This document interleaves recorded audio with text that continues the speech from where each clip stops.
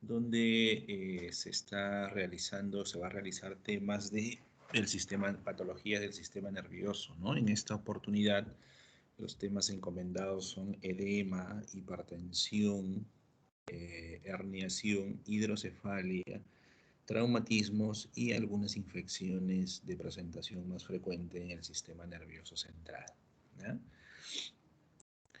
Nosotros sabemos pues que el sistema nervioso central pues está protegido, podríamos decir nosotros así, eh, por estructuras óseas, ¿no? Como la bóveda craneal o las vértebras, ¿no? Todo este sistema está protegido por esas estructuras óseas, ¿no?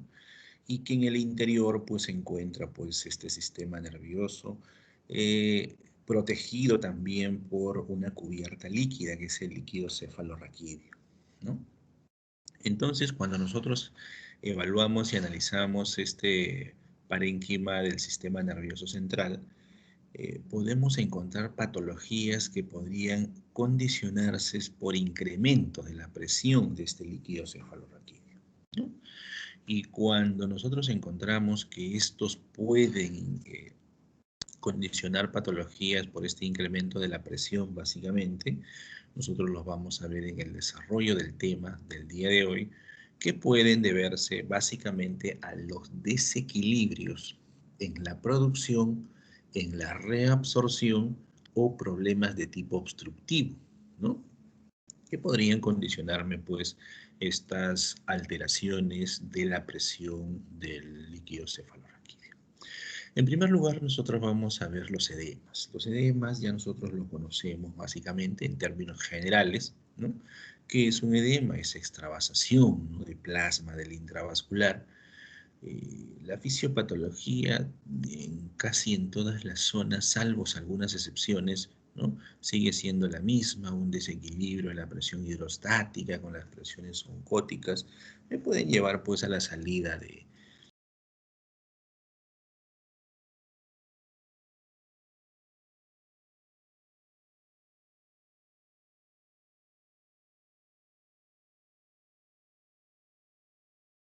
en otras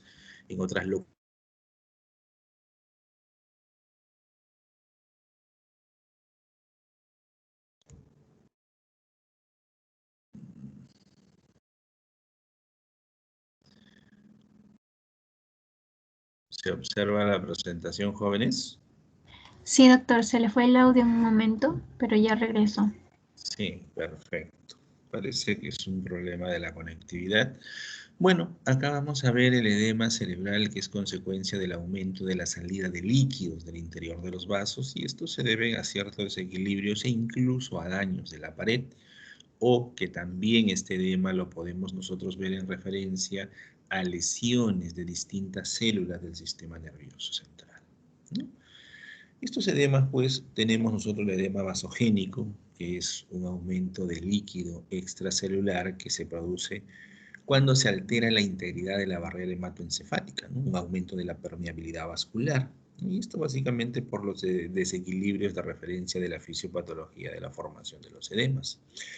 O podemos tener un edema tóxico, que consiste en el aumento del líquido intracelular, ¿no? El aumento del líquido ya es en el interior de la célula, como consecuencia de lesiones de membrana de las neuronas o de las células de la glía o de las células endoteliales, ¿no? Eso se le denomina edema tóxico. Cuando nosotros hacemos referencia a la hidrocefalia, que también me va a incrementar pues la presión, los edemas también me pueden condicionar cierto incremento de la presión intracraneana. Pero básicamente la hidrocefalia va a hacer referencia a la acumulación de líquido excesivo dentro del sistema ventricular, ¿no? Nosotros sabemos que este líquido cefalorraquídeo pues se va a formar en los plexos coroideos. Este líquido cefalorraquídeo va a tener la capacidad de circular en el sistema ventricular y que va a entrar por la cisterna magna, ¿no?, en la parte inferior del tronco encefálico a través de los agujeros de Luschka y de Mayentti, ¿no?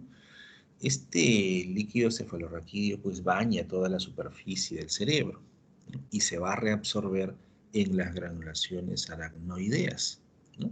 Entonces, desde ese principio, si nosotros tenemos, ¿no?, que hay una producción exagerada, que puede darse el caso, pero dicho sea de paso, no es lo más frecuente que pueda condicionar este incremento del líquido cefalorraquídeo para después desencadenarme un incremento de la presión de este líquido, ¿no? No es lo más frecuente una sobreproducción, pero podría manifestarse de esa manera a través de tumoraciones de los plexos coroideos que incrementen la producción, ¿no? Pero no es lo más frecuente.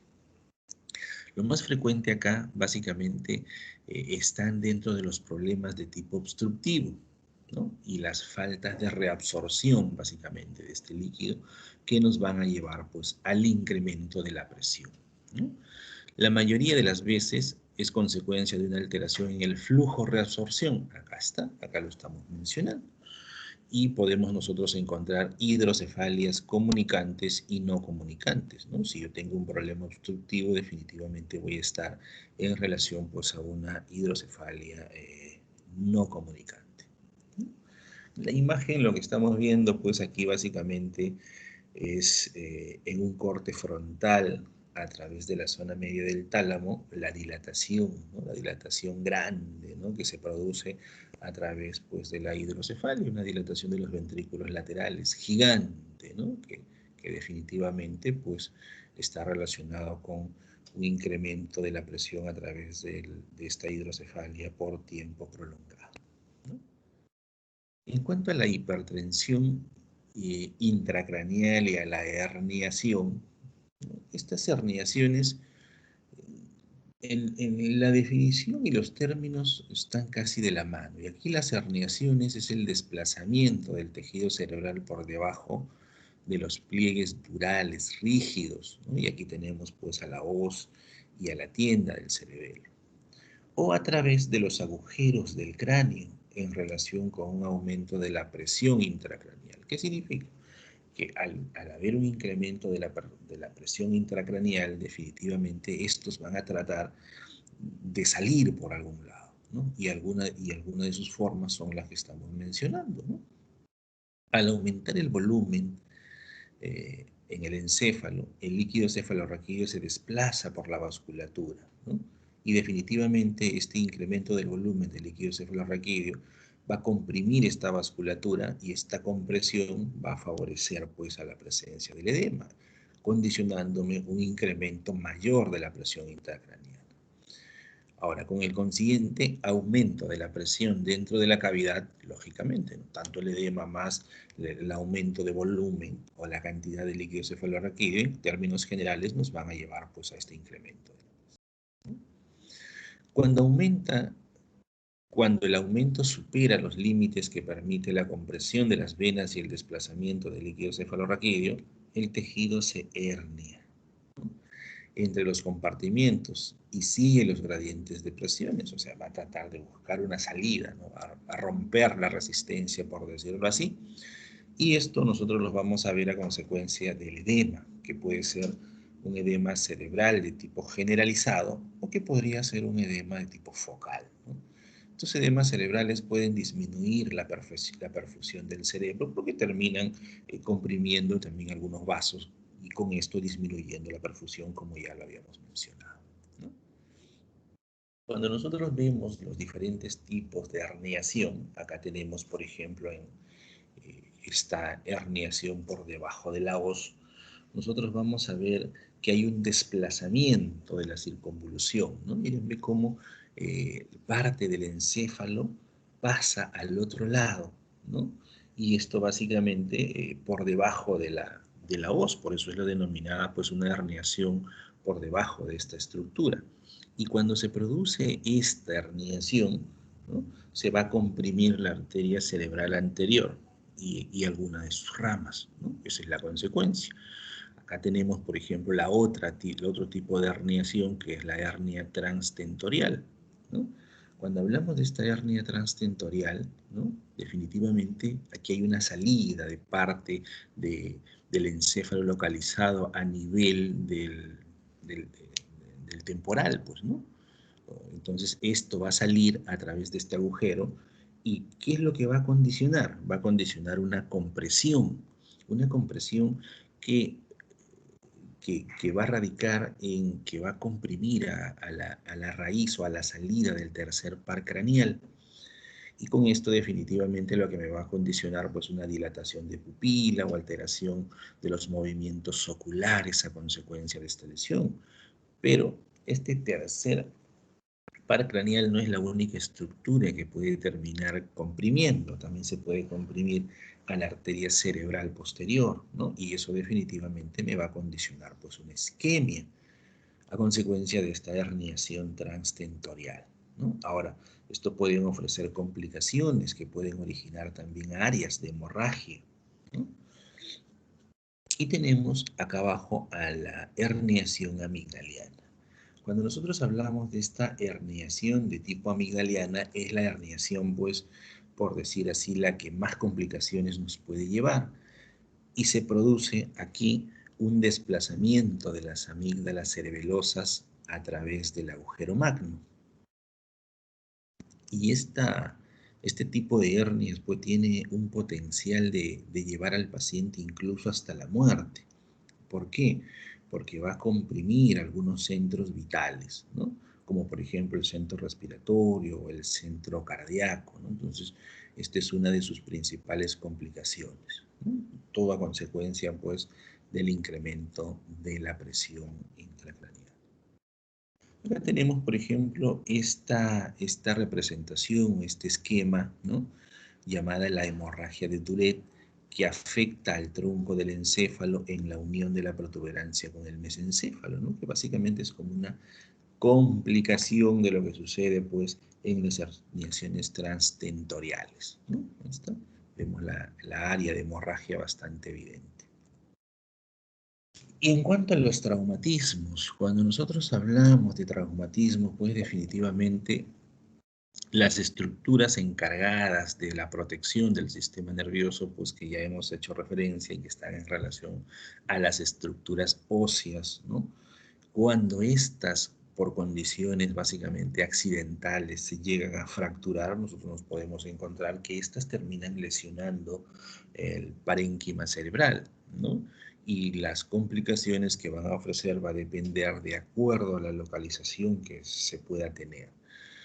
En cuanto a estas fracturas craneales, lo que sucede generalmente es, por ejemplo, en referencia, por ejemplo, cuando una persona camina y sufre un accidente, lo más probable, y está consciente, ¿no? Porque hay personas, por ejemplo, que van caminando y se desmayan o pierden la conciencia y también terminan cayendo y condicionándose fracturas craneales, ¿no? La localización de las fracturas, en este caso, son muy, muy importantes. Un paciente que llega a la emergencia con una fractura en región occipital, ¿no? Probablemente se haya caído y que no ha perdido la conciencia, ¿no? O sea, si la pérdida de la conciencia no ha sido la causa de la caída, a diferencia de aquellos pacientes que van caminando y por algún motivo pierden la conciencia y caen, generalmente terminan fracturándose la región frontal, ¿no?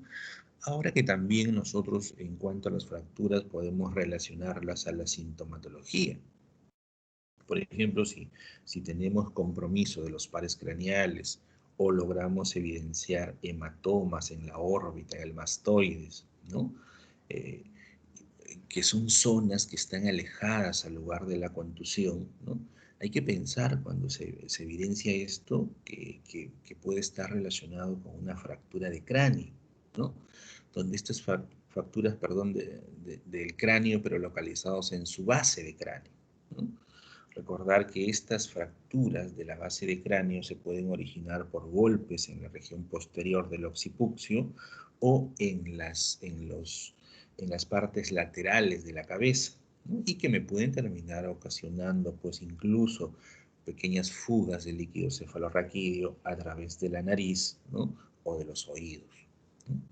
Cuando vemos la conmoción, nosotros acá básicamente hablamos de un síndrome que cursa con alteraciones de la conciencia y estas generalmente secundarias a un traumatismo craneano, ¿no?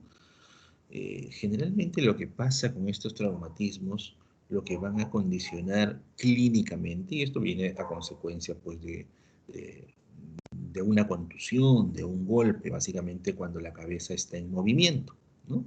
Cuando la cabeza está en movimiento y sucede un golpe, generalmente tengo un golpe en la zona de la contusión, pero voy a originar otro contragolpe en la zona opuesta a la lesión. Y esto generalmente, estas conmociones están asociadas a disfunciones neurológicas, pero que van a ser de tipo transitoria. Algunas veces puede haber incluso pérdida de la respiración, pero es temporal, luego aparece espontáneamente y pueden haber pérdida de ciertos reflejos. Todas estas manifestaciones clínicas que se alteran se recuperan, ¿no? Pero hay algunos pacientes que terminan manifestando una amnesia del episodio. No se recuerdan, no saben qué le pasó, ¿no? Algunos pacientes manifiestan ello, ¿no? En cuanto a los traumatismos, ¿no? Ya vimos las fracturas, las conmociones, ¿no? Nosotros vamos a ver las lesiones parenquimatosas directas, ¿no? Cuando vemos lesiones parenquimatosas directas, ¿no? Nosotros vamos a observar al corte, la contusión son lesiones en forma de cuña, ¿no? Son periféricas, ¿no? En estadios precoces, básicamente, se observa un simple edema, área de hemorragias, ¿no? Localizados generalmente a nivel pericapilar, porque ellas son las que determinan pues, este tipo de hemorragias, uno de los vasos, pero hay pequeño edema, ¿no?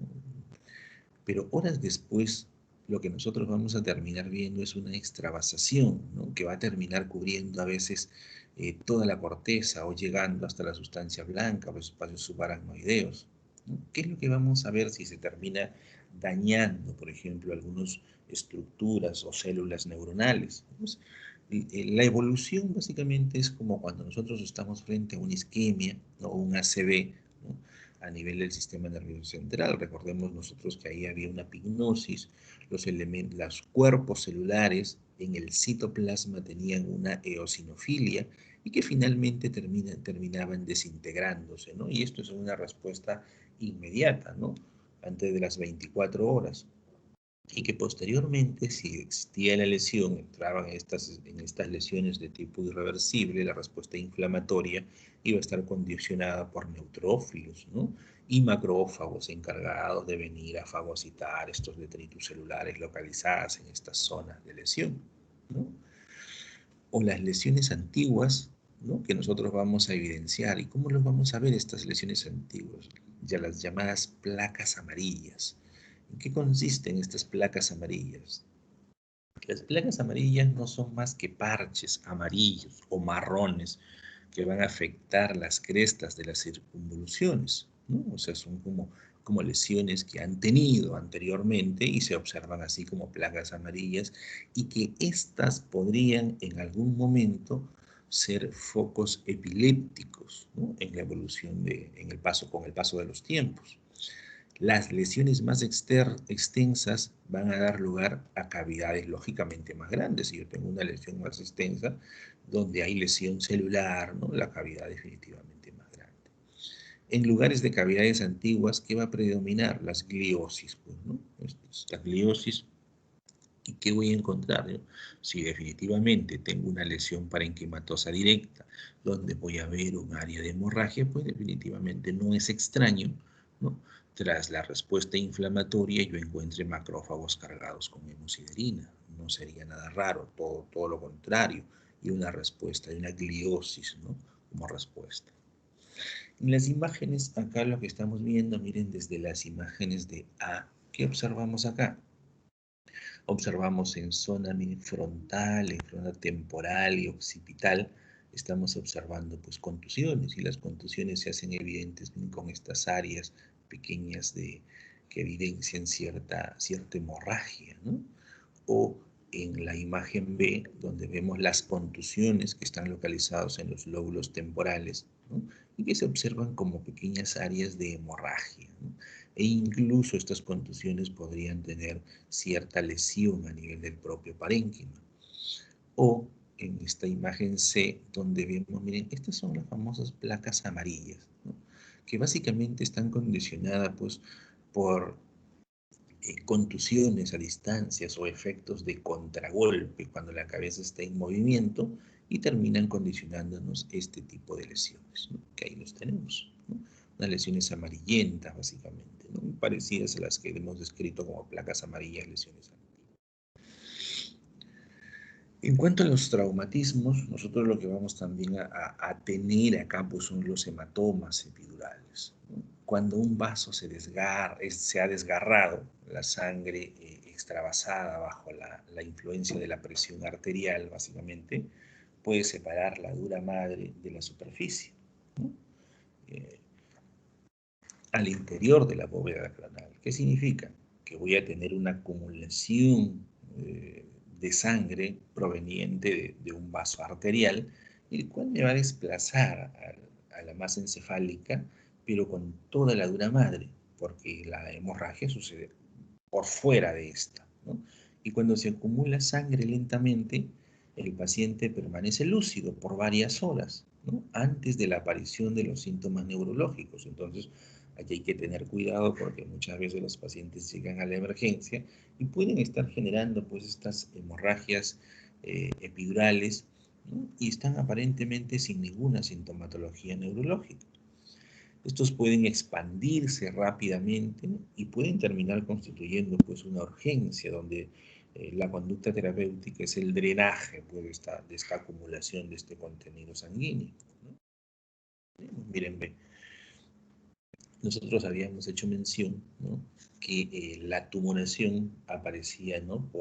por fuera de la dura madre. Entonces acá tengo la masa encefálica, ¿no? Y aquí está la dura, ¿no? Está la dura adherida ahí y encima de ello, o sea, por la parte más externa, nosotros vamos a ver la acumulación o el hematoma, ¿no? Que está localizado, ¿no? Por fuera de esta, ¿no? E incluso también logramos observar pues, pequeñas contusiones en estas zonas temporales, ¿no? Pequeñas contusiones periféricas, ¿no? Esta es la imagen clásica y típica donde encontramos la acumulación del hematoma por fuera de la dura madre, ¿no? Que definitivamente eso termina desplazando también la masa encefálica o empujándola, ¿no? Pero así como tenemos nosotros el hematoma epidural, acá tenemos el hematoma subdural, ¿no? Y como el hematoma epidural no desplazaba, perdón, a la dura madre, este de acá no la desplaza, ¿no? Algunas literaturas dicen que la separan en dos partes, ¿no? Y que termina siendo un espacio subdural, ¿no? Pero lo que pasa es que se va a crear aquí una acumulación de contenido sanguíneo. A diferencia de la epidural, esta subdural es de sangre venosa, ¿no? Donde la dura madre aparentemente se queda pegada a la estructura ósea, ¿no? Aunque hay literaturas que dicen que lo separan en dos partes a la propia dura, y definitivamente también va a terminar empujando la masa cerebral. El cerebro subyacente se muestra aplanado y el espacio subaracnoideo está a menudo limpio. Hay degradación y organización del hematoma, ¿no? Lógicamente la evolución del hematoma se lisa, hay un crecimiento de los fibroblastos y que finalmente puede terminar desarrollando tejido conjuntivo, ¿no? Como una organización de estos hematomas, ¿no? Acá tenemos las imágenes, por ejemplo, aquí está la dura, ¿no? Aquí está la dura, ¿no? Y vemos al hematoma, ¿no? Pero el hematoma está hacia la parte interna, por decirlo, de la dura, ¿no? La dura está localizada, queda adherida a la estructura ósea, ¿no? Pero igual, pues estas terminan haciendo esta compresión, ¿no? Esta compresión de la masa encefálica, ¿no? Que la observamos en la imagen B, ¿no? En el corte coronal del cerebro que muestra la compresión del hemisferio subyacente al hematoma subdural que se muestra acá. ¿Qué significa? Que este hematoma está localizado aquí, originando pues esta compresión a ese lugar, ¿no? Aquí está la representación esquemática para hacer la diferenciación en relación pues al hematoma epidural y subdural, ¿no? Miren, ¿ve? La dura, pues la estructura ósea, pues, ¿no? O sea, toda la bóveda ósea, y nosotros tenemos acá que la dura se está desplazando, ¿no? O sea, el hematoma se está condicionando por fuera de esta dura a consecuencia de una fractura de cráneo, ¿no? Generalmente en los adultos puede estar condicionada a una fractura de cráneo, en los niños muy pequeños generalmente no No hay fractura, pero sí pueden condicionar lesión vascular ahí, arterial básicamente, que me pueda condicionar esta acumulación, ¿no? Este hematoma epidural, a diferencia del hematoma subdural, ¿no? La dura queda adherida a la estructura ósea y se forma un espacio con sangre, pero esta sangre es a diferencia de origen venosa, ¿no? La dura queda unida al cráneo o separada en dos, como lo refiere la literatura, ¿no? Entonces, la diferencia de la generación de estos dos tipos de lesiones. Entonces, ahora pasamos a ver las infecciones. Dentro de los procesos infecciosos a nivel del sistema nervioso central, nosotros vamos a tener diferentes tipos de ellos. Y una de las manifestaciones más frecuentes, pues, es la meningitis aguda, ¿no? Donde generalmente aquí esta va a ser condicionada por un proceso infeccioso, ¿no? Estos procesos infecciosos que ingresan por la vía respiratoria, llegan al torrente circulatorio, a través del circulatorio llegan a esta zona y estas localizaciones a través de los plexos coroideos, ¿no? Y se van a localizar en el espacio. Y nosotros lo que vamos a ver es un exudado dentro de las leptomeninges, ¿no? Sobre las leptomeninges y sobre la superficie del cerebro. Que cuando este es muy abundante puede terminar condicionando una meningoencefalitis, ¿no? El infiltrado inflamatorio agudo puede terminar infiltrando pues al encéfalo. Y definitivamente, si nosotros tenemos un infiltrado, este agente, ¿no? Un agente infeccioso, ¿no? Que me va a condicionar una inflamación aguda a nivel de las meninges, ¿no? Definitivamente la característica más importante que yo tengo que encontrar, pues, para la llegada de estos elementos celulares de tipo inflamatorio agudo, es que tengo que tener vasos meningios que están ingurgitados, ¿no?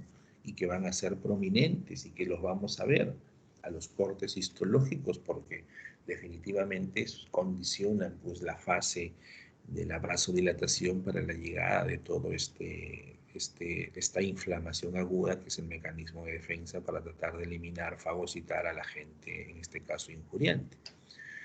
Ahora, cuando esta meningitis es fulminante, la inflamación puede extenderse, ¿no? Puede extenderse a los ventrículos, incluso hasta al encéfalo, puede comprometer. El infiltrado inflamatorio es polimorfo nuclear, ¿no? Neutrofílico, agudo. Nosotros vamos a observar pues una meningitis de tipo piógena, ¿no? Acá las vemos, por ejemplo, esta zona, esta localización que nosotros encontramos a la altura del tronco encefálico y del cerebelo, ¿no? Que es como una imagen de color blanquecina, ¿no? Que va a engrosar definitivamente a las meninges, ¿no? Eso es lo que macroscópicamente nosotros vemos. Hacemos la preparación o el corte histopatológico y vamos a ver pues el infiltrado correspondiente a estas meningitis de tipo piógenos, ¿no? Pero así como nosotros tenemos la meningitis aguda, tenemos pues los abscesos cerebrales, ¿no? Los abscesos cerebrales, las características y su composición citológica pues terminan siendo las mismas, ¿no? Como las que ya conocemos. Nosotros hemos visto los abscesos y hemos llegado a la conclusión de que están formados por abundantes polimorfonucleares, ¿no? Inmersos dentro de detritus celulares, los cuales están encapsulados con una membrana que las envuelve, ¿no? y que esto asemeja pues a estructuras que hacen evidente a una necrosis de tipo licuefactiva, ¿no? Y que estas, ¿no? Van a estar rodeadas por un área de edema cerebral, ¿no? Aquí en el sistema nervioso central. Esta característica de presentar este edema cerebral periférico a estos abscesos es la que me va a dar esa imagen típica al momento de hacer la evaluación por tomográfica, ¿no? El halo, ¿no? Como un halo que lo envuelve, ¿no? Ahora, en el margen externo de la lesión necrótica se identifica un tejido de granulación exuberante, neovascularización alrededor de la necrosis, ¿no? Que es típico, porque si tengo una necrosis me va a llegar infiltrado inflamatorio agudo, ¿no? Ese infiltrado inflamatorio agudo llega a través de la dilatación, ¿no? Y va a cursar como una neovascularización en un tejido de granulación, ¿no? Los vasos neoformados tienen un aumento anómalo de la permeabilidad y este aumento anómalo nosotros los encontramos como son vasos que se están formando, son nuevos, todavía las capas que lo conforman no, no están como por decirlo todas completas o maduras. Entonces eso va a permitir la salida de este líquido que me va a dar esa característica del edema cerebral, ¿no? En la periferia, en la periferia, como me va a dar un edema periférico al absceso, ¿no? Y lógicamente vamos a observar gliosis de tipo reactiva en la periferia pues, de este proceso infeccioso donde hay abundantes polimorfonucleares, ¿no? Acá está, miren, ven, esta es la imagen del absceso, ¿no? Miren la imagen, esta zona clara pues es la zona de edema periférico típico que se observa al estudio de imágenes. Y acá observamos en el corte pues aquí sí dos abscesos, ¿no? Estos generalmente pues tienen su membrana que las envuelve, están localizadas en el interior, pues aquí lo que voy a ver, polimorfonucleares, más detritus celulares, ¿no? Que lo vemos nosotros macroscópicamente como una sustancia de color blanquecina, ¿no? Que el material purulento. Pues ahí. En cuanto a la tuberculosis es una patología que ya la conocemos bastante bien, pues, ¿no? Esta también, ya sabemos que es una patología de tipo sistémica, ¿no? Y que nos va a dar un patrón que es una meningoencefalitis difusa, ¿no? Y esto es como una complicación, ¿no? Una tuberculosis severa, por decirlo así, cuando nos llega a esta localización.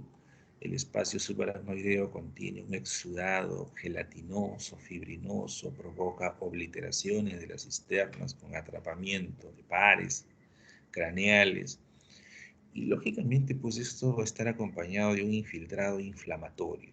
El infiltrado inflamatorio que nosotros encontramos acá, ya lo conocemos, es un infiltrado inflamatorio mixto, ¿no? Donde los componentes celulares son los linfocitos, las células plasmáticas, los macrófagos, ¿no? Las complicaciones más graves, si nosotros estamos frente a un proceso inflamatorio de tipo crónico como el que me da la tuberculosis, la complicación más severa pues, son las fibrosis en las aracnoides y que pueden terminar favoreciendo una hidrocefalia, ¿no? Ahora bien, este proceso tuberculoso, ¿no? Hablamos del infiltrado inflamatorio, pero ¿nos pueden producir granulomas con centro gaseoso? Sí, en esta localización, ¿no? Igual, tal cual como lo encontramos en otras zonas. Claro, no es la característica más frecuente encontrar pues, estos granulomas con centros gaseosos, ¿no? Pero de llegar a presentarlos a nivel de la superficie encefálica o a nivel de las meninges, ¿no? De las membranas, se encuentran con todas esas características, pero no es lo más frecuente encontrar, ¿no? Pero algunas veces sí, con todas sus características que encontramos en cualquier zona y localización de estas lesiones granulomatosas con centro gaseoso. En el virus del herpes simple tipo 1, aquí la encefalitis herpética comienza en las regiones inferiores y medial de los lóbulos temporales y en las circunvoluciones orbitarias de los lóbulos frontales, donde generalmente termina siendo más intensa. Y la característica que vamos a encontrar es una lesión de tipo necrosante con áreas de hemorragia, ¿no?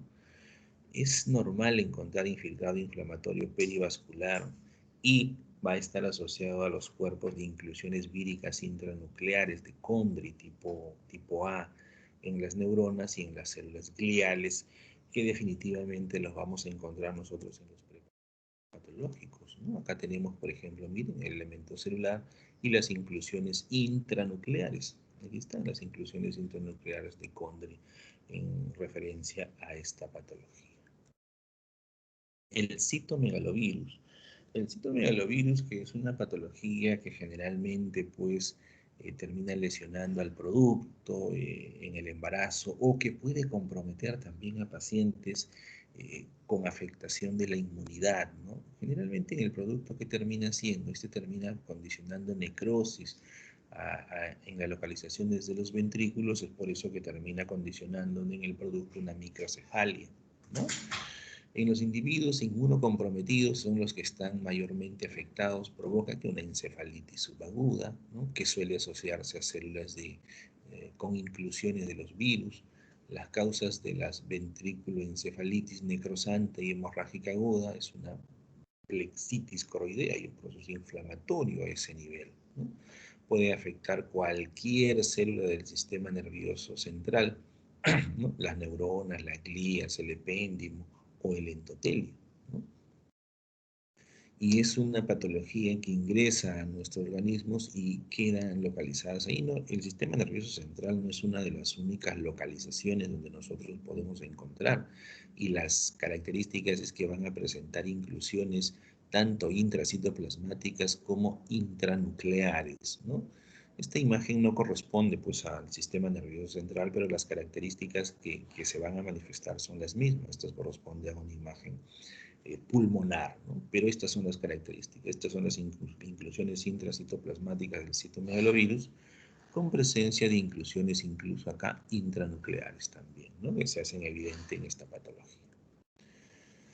En referencia a la poliomielitis, hay muchos de los países que ya han erradicado pues esta patología, pero todavía hay otros que todavía se puede encontrar, ¿no? Los casos agudos muestran manguitos perivasculares de células mononucleares. ¿Qué significa? Voy a encontrar un vasito rodeado de infiltrado inflamatorio mononuclear. O voy a encontrar áreas donde se produce la lesión de los cuerpos neuronales que están localizadas en las astas anteriores, rodeados por unos macrófagos, ¿no? O células microgliales que se les llama, que se conoce como la neuronofagia, ¿no? Entonces son las características más importantes porque se va a producir aquí la lesión de estas motoneuronas de las astas anteriores que definitivamente van a terminar condicionándome toda la patología. La reacción inflamatoria suele limitarse al asta anterior. Entonces, cuando nosotros hacemos un corte de médula espinal, ¿no? Vemos que los cuerpos neuronales están ausentes algunas veces o disminuidos, o en su posición encontramos gran cantidad de microglías, ¿no? Que están fagocitando estos elementos o a estos cuerpos neuronales. En la infección del sistema nervioso central manifiesta irritación meningia, meningitis aséptica, ¿no? Como característica de esta patología. Acá tenemos, por ejemplo, miren, vemos en un corte de médula, miren los cuerpos neuronales. Estos que se ven encima de estos cuerpos neuronales que ya están lesionados, pues son las microglías que están fagocitando estos cuerpos neuronales, ¿no? Eso se le llama neuronofagia. O el infiltrado mononuclear, acá en estos vasos, el infiltrado inflamatorio mononuclear abundante, ¿no? Formando los manguitos, en forma de manguito que lo describe la literatura, ¿no? Es típico y característico en estas zonas de lesión. Pero en el corte del asta anterior, a veces ya en el corte de médula espinal, no se logra determinar el asta con sus cuerpos neuronales. Aquí quedan ya las microglías o estos elementos celulares que están fagocitando los restos de estos cuerpos neuronales lesionados por esta patología. La rabia, ¿no? La rabia que es transmitida a través del perro, los murciélagos, algunos zorros también, ¿no? Esta exploración externa del cerebro muestra edema y congestión vascular, ¿no? A la microscopía vamos a observar, pues, una extensa degeneración neuronal con una reacción inflamatoria más grave en el tronco del encéfalo, ¿no? También puede afectarse en los ganglios basales, la médula espinal, los ganglios de la raíz dorsal, y los cuerpos de Negri son el dato microscópico patognomónico, ¿no? ¿Qué significa? Que encontrar yo los cuerpos de Negri me van a dar diagnóstico de la rabia, ¿no? Se encuentran en neuronas piramidales del hipocampo y las células de Purkinje, ¿no? Estos cuerpos de Negri, ¿no? Clínicamente el paciente puede, dentro de sus datos, tiene hidrofobia, ¿no? Cuando va a tomar líquido, hace unas contracciones espontáneas, involuntarias, que no le permite tomar el agua, ¿no? O cuando uno lo sopla a la cara, pues hace unas contracciones también espontáneas, que son la sintomatología o los signos clínicos de presentación más frecuente en esta enfermedad, ¿no? En esta patología. Aquí la recomendable, pues, los pronósticos no son tan buenos, pero lo que se recomienda, pues, la prevención, ¿no? Mediante la vacunación, sobre todo de los perros, que son los que transmiten esta patología. Y estos son los cuerpos de Negri, son cuerpos de inclusiones eosinofílicas, ¿no? En estos cuerpos neuronales, ¿no? Están bien en el citoplasma como nosotros encontramos estas inclusiones eosinófilas, ¿no? Y estos son hallazgos histopatológicos patognomónicos, ¿no? Al encontrar nosotros esas características, el diagnóstico, pues, es rápido, ¿no? Patognomónicos de estructura de esta patología. Bueno, jóvenes, esas son las patologías o la parte del sistema nervioso central que había que desarrollarlas, ¿no? Con esto ya estamos, creo, completando las presentaciones teóricas, bueno, por lo menos que a mí me corresponde en este ciclo, ¿no? No sé si de repente alguien tuviera algún comentario, alguna pregunta o alguna acotación en relación a los temas presentados, la podría realizar sin ningún inconveniente.